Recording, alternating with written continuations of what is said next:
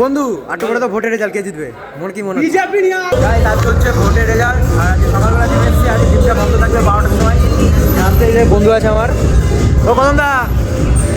এই কদমদা রেজাল্ট চলছে আর এদিকে আমাদের সবাই আস্তে আস্তে জিম করছে যে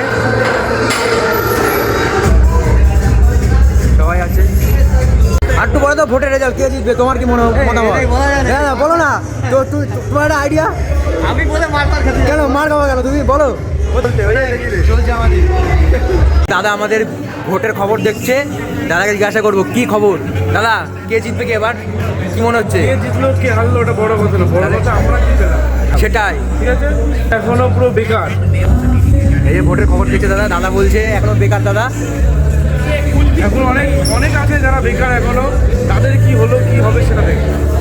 কোন পার্টি দেখবো না। দাদা বলছে পার্টি দেখবে না দাদা বলছে এখনো কি হলো কি হবে আমাদের নিয়ে এসব দেখবে দাদা।